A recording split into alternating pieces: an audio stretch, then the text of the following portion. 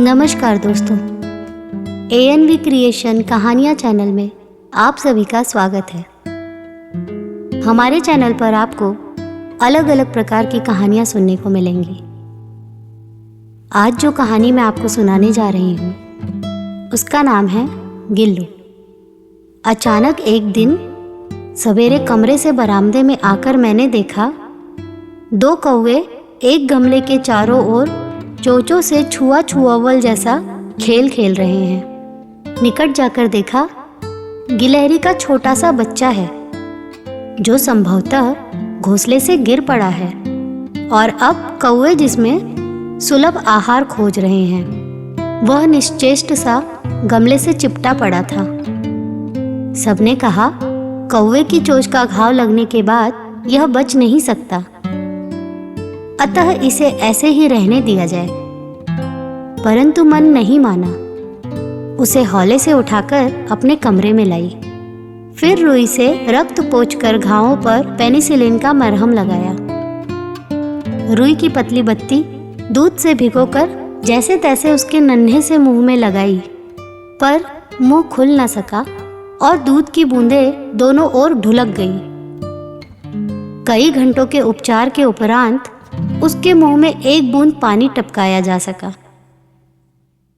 तीसरे दिन वह इतना अच्छा और आश्वस्त हो गया कि मेरी उंगली अपने 2 नन्हे पंजों से पकड़कर नीले कांच की मोतियों जैसी आंखों से इधर उधर देखने लगा।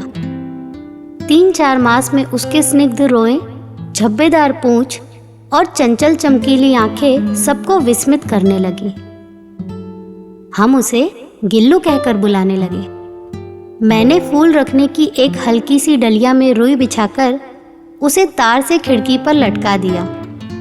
वही 2 वर्ष गिल्लू का घर रहा। वह स्वयं हिलाकर अपने घर में झूलता और अपने कांच के मनकोसी आंखों से कमरे के भीतर और खिड़की के बाहर न जाने क्या देखता समझता रहता था। परंतु उसकी समझदारी और कार्यकलाप पर सबको आश्चर्य होता था। जब मैं लिखने बैठती तब अपनी ओर मेरा ध्यान आकर्षित करने की उसे इतनी तीव्र इच्छा होती थी कि उसने एक अच्छा उपाय खोज निकाला। वह मेरे पैर तक आकर सर्र से पर्दे पर चढ़ जाता और फिर उसी तेजी से उतरता। उसका यह दौड़ने का क्रम तब तक चलता जब तक मैं उसे पकड़ने के लिए न उठती।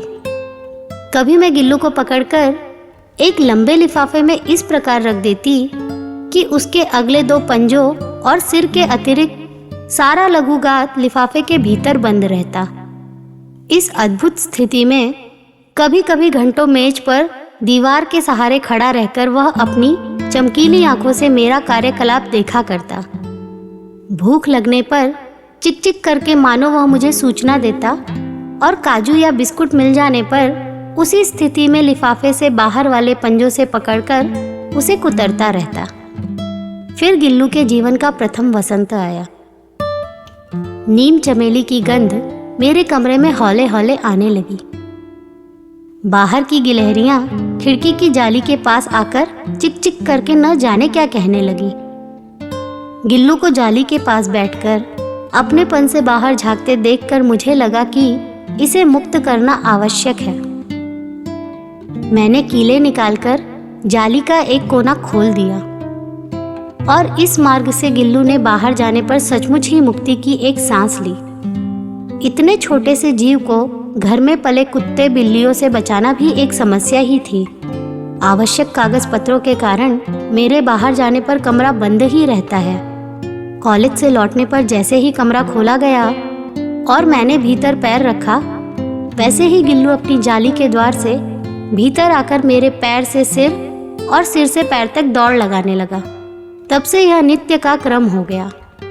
मेरे कमरे से बाहर जाने पर गिल्लू भी खिड़की की खुली जाली की राह बाहर चला जाता और दिन भर गिलहरियों के झुंड का नेता बना हर डाल पर उछलता कूदता रहता। और ठीक 4 बजे वह खिड़की से भीतर आकर अपने झूले में झूलने लगता।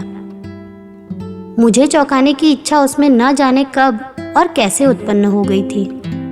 कभी फूलदान के फूलों में छिप जाता, कभी पर्दे की चुन्नट में और कभी सोन जूही की पत्तियों में। मेरे पास बहुत से पशु पक्षी हैं और उनका मुझसे लगाव भी कम नहीं है, परंतु उनमें से किसी को मेरे साथ मेरी थाली में खाना खाने की हिम्मत हुई है, ऐसा मुझे स्मरण नहीं आता। गिल्लू इनमें अपवाद था। मैं जैसे ही खाने के कमरे में पहुंचती, वह खिड़की से निकलकर आंगन की दीवार, बरामदा पार करके मेज पर पहुंच जाता और मेरी थाली में बैठ जाना चाहता।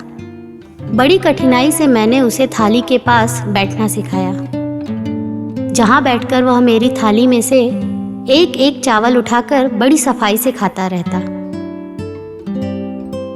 काजू उसका प्रिय खाद्य था और कई दिन काजू न मिलने पर वह अन्य खाने की चीजें या तो लेना बंद कर देता था या झूले से नीचे फेंक देता था। उसी बीच मुझे मोटर दुर्घटना में आहत होकर कुछ दिन अस्पताल में रहना पड़ा।